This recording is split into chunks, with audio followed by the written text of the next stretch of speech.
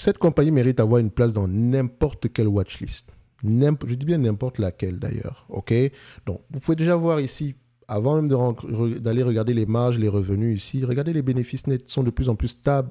D'accord? Au-delà d'être, sont de plus en plus croissants. Au-delà d'être stables. C'est ce genre de business qui nous intéresse. Et là, on parle des bénéfices nets. Si on regarde les free cash flow, c'est la même histoire. C'est ce genre de business qui nous intéresse. OK? Donc, déjà à partir d'ici, même si je ne sais pas ce que fait la compagnie, je sais ce que fait la compagnie ici, je parle pour vous, si quelqu'un ne connaît pas l'entité en question, ça devrait vous intriguer. Donc, il faudrait déjà aller regarder qu'est-ce qu'elle fait. Et je fais exprès ici de ne pas vous dire ce qu'elle fait parce que je veux que les chiffres vous tapent d'abord à l'œil ou bien les chiffres, enfin, bref, je veux déjà que vous puissiez vous interroger par rapport aux chiffres au-delà même de savoir ce que l'entité fait. Déjà, le secteur d'activité est suffisant, largement suffisant ici pour nous donner une idée de comment est-ce qu'on peut l'évaluer quantitativement. Revenons ici. On va le prendre sur Coifin, Verisai.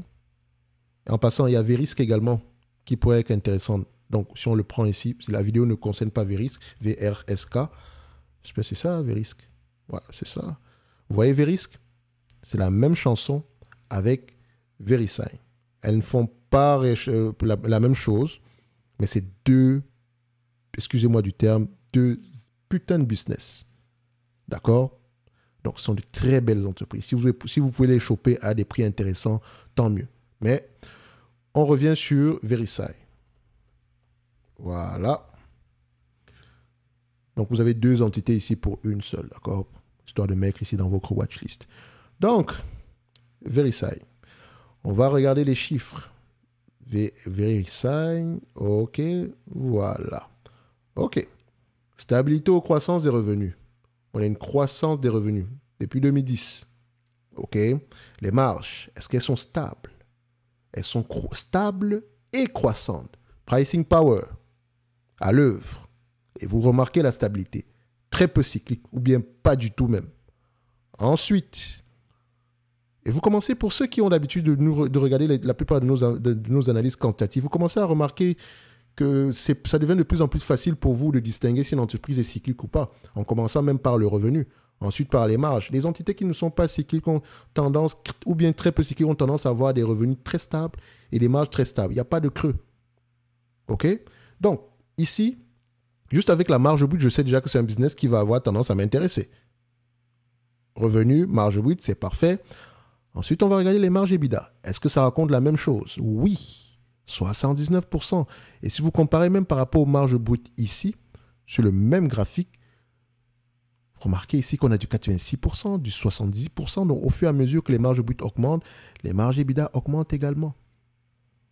Ensuite, on va regarder quoi? L'évolution du nombre d'actions. Est-ce qu'elle rachète massivement ces actions? Magnifique. Le plus important maintenant, c'est de le faire à des taux à des niveaux de multiples très peu élevés. Pour le moment, je pense que c'est le cas. OK? Même si à 25 fois les bénéfices par là, je pense que c'est correct. Surtout si on a une croissance aux alentours entre 5 et 10% par là. C'est correct. Ensuite, on compare quoi? Les net income, donc à savoir les bénéfices nets et les free cash flow. J'aurais un penchant ici pour les free cash flow de cette compagnie, mais on va quand même vérifier. Les deux vont dans le même sens. Donc, de temps en temps, les free cash flow et les net income étaient moins élevés que les free cash flow, mais là, on a tendance à avoir des free cash flow plus élevés, au même niveau que les net income. N'oubliez pas d'aller toujours vérifier s'il y a des stock-based compensation quelque part ici. Ça peut fausser le résultat des free cash flow. On a une soixantaine de millions ici en SBC. Donc, on va se dire ici qu'il y a 60 millions ici en termes il y a 60 millions ici. Il y a une valeur d'action ici de 60 millions qui est mise sur le marché ici sur les dernières années. D'accord? Donc, vous ne le voyez peut-être pas si l'entreprise continue à racheter les actions. Par exemple, ici, le rachat d'actions ici, buyback. Buyback. On me donne le buyback yield ici. Bon, bah, c'est pas ça que je regarde ici. Voilà. Common stock. Repurchase of common stock ici. Rachat d'actions. On dépense près de 900 millions ici. En moyenne, on dépense près de 900 millions pour acheter des actions sur les dernières années. Donc, vous ne voyez pas la dilution ici. OK? Mais on a du SBC. Donc, quand on prend en considération ces bénéfices nets-là, dites-vous que il y a quand même un 60 millions qu'on devrait normalement ajuster. On va le laisser là. D'accord? Qu'est-ce que ça va me donner du point de vue? Je ne paye pas plus de 25 fois les bénéfices ici. Ça ne vaut même pas la peine d'aller regarder le niveau moyen de PER ici. Je ne prends pas plus de 25 fois. Sur les dernières années, le marché paye 29 fois les bénéfices. Comme je l'ai dit, je ne paye pas plus de 25 fois les bénéfices. OK? 4% de rendement, c'est mon max.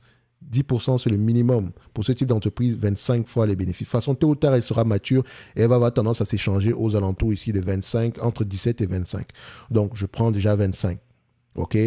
Donc, du point de vue bénéfice net, en prenant en considération le multiple, j'ai même oublié de prendre la dette nette sur EBITDA ici. Le ratio dette nette sur EBITDA est de 0,8. La dette nette ici, du point de vue volume, est de combien? On a à peu près 800 millions. On peut repérer la dette nette ici avec les free cash flow en un an. Donc, ça ne vaut même pas la peine d'aller regarder ça. OK? C'est correct. À 25 fois les bénéfices, c'est un business assez prévisible. Les analystes ont tendance à faire de bonnes prévisions ici. Est-ce qu'ils sont de plus en plus optimistes sur ces prévisions? Il y a 6 mois, on s'attendait à 8,78 $ en 2025. Là, c'est 8,421 $. Très bien. Par action, hein? Donc, on est de plus en plus optimiste. Et attention, ça peut également être impacté par le fait qu'on ait racheté des actions. Hein? Faites attention. Donc, pour moi, c'est correct ici. Si je prends maintenant le multiple de Valo, en prenant en considération les bénéfices nets attendus en 2026, donc on s'attend ici à avoir du 9,65 $. Ça veut dire quoi?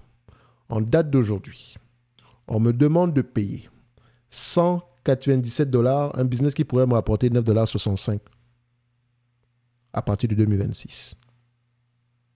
Soit un rendement de 4,89%.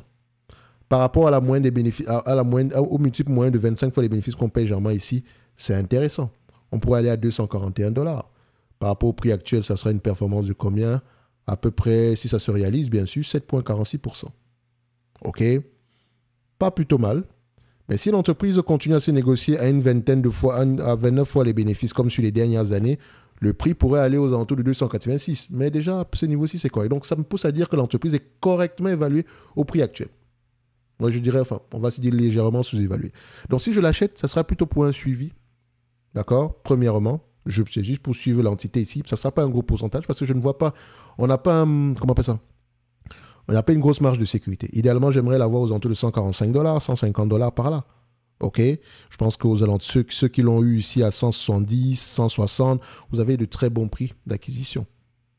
OK? Mais c'est une très, très belle entreprise. Donc, j'espère que les chiffres ici vont vous pousser à creuser un tout petit peu plus sur ce business. Donc, je ne pourrais pas dire que VeriSign est surévalué. Non, VeriSign est correctement évalué, présent, peut-être même légèrement sous-évalué. Donc, je vous ai donné les différents éléments ici. Tôt ou tard, il paiera un dividende. Donc, ça, c'est même pas... En fait, c'est même pas une discussion, c'est une certitude, tôt ou tard. Tant que le business ici, le business model reste ici d'actualité. Ce n'est que mon avis et non un conseil d'investissement. En lien dans la description de la vidéo, vous avez la top newsletter où je partage vraiment des analyses sectorielles. J'en ai partagé une dernièrement sur le secteur du pétrole. Vous avez également accès aux notes d'analyse, toujours avec le même lien. OK. Et en dessous, vous avez à peu près les 3 formations qui sont présentement disponibles en date d'aujourd'hui. OK. En combo, en bas de page. OK. Comment lire les rapports financiers. Bref, cliquez sur en savoir plus pour aller voir. OK. Parce que chaque entité ici, chaque secteur d'activité s'analyse d'une certaine manière. Il y a des questions spécifiques à poser. Bref. Je me réserve le droit de me tromper sur VeriSign. Dites-moi en commentaire si vous avez cette compagnie-là, si vous la connaissez, si vous êtes intéressé par elle ici. Peut-être qu'on pourra faire une note d'analyse tôt ou tard, un jour, je n'en sais rien. Ça va dépendre. On va se donner rendez-vous sur la prochaine vidéo. Merci.